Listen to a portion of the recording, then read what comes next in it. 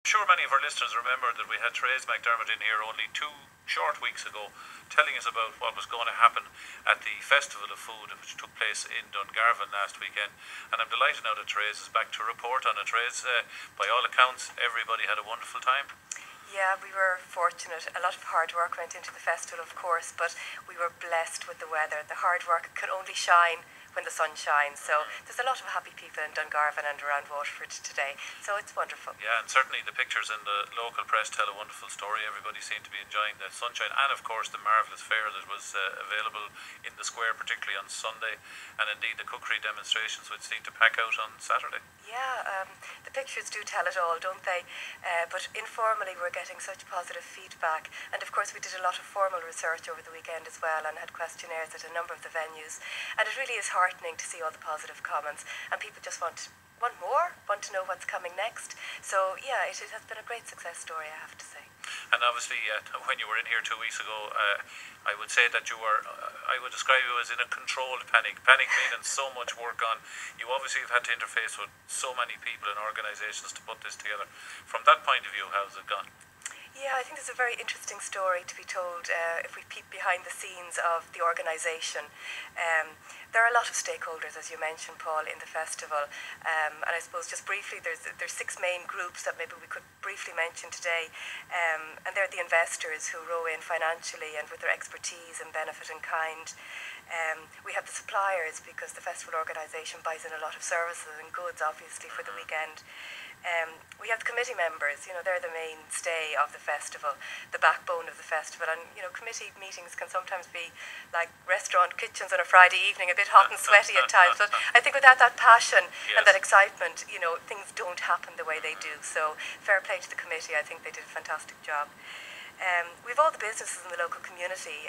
They were beneficiaries of the festival, but they also are net contributors, and they row in behind it. Jenny Beresford from the West Waterford Chamber of Commerce mobilised a lot of local businesses, and they too need to be noted in terms of what happened over the weekend. Of course, the community is affected, and they invest. They invest in publicising the festival and bringing their friends, their family in being generous in terms of goodwill towards the festival. Some of them are discommoded, of course, during the weekend because there are parking restrictions and all of that. But the goodwill from the local community is fantastic.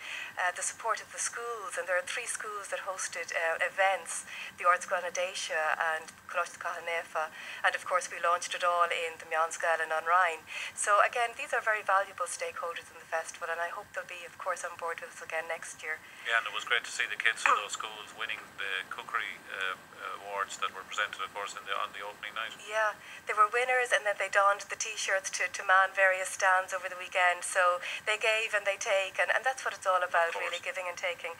And just the last group that I'd like to mention on the stakeholders, of course, are the customers.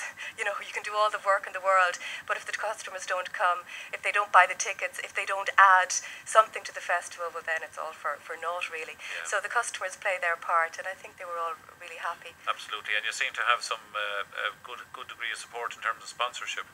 Yeah, the first group we mentioned were the investors, and I suppose one of the main investors is Waterford County Council, because that's where it all started, and that's the hub of the activity for the festival.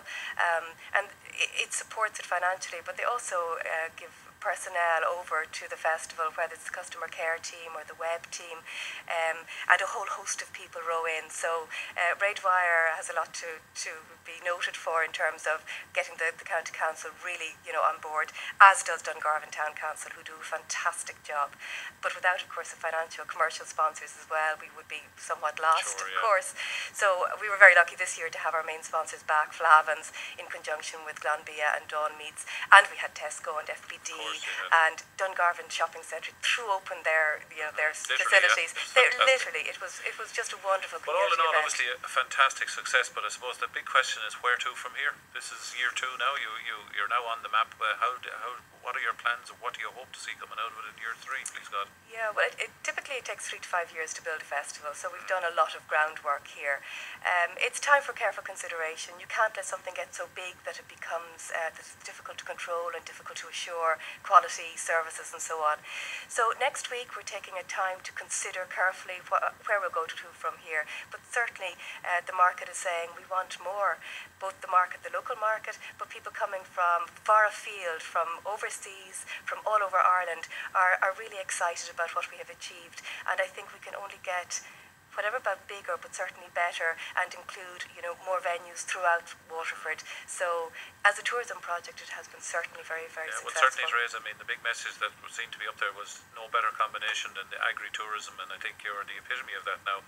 And obviously the big thing is to get in, as you said, visitors from outside, more and more visitors from outside the community to come and have a look at what's going on there for the weekend. Yeah, and in so doing, obviously, build the economy. That's right, yeah. Well, listen, can we congratulate you again and wish you the very best for next year already.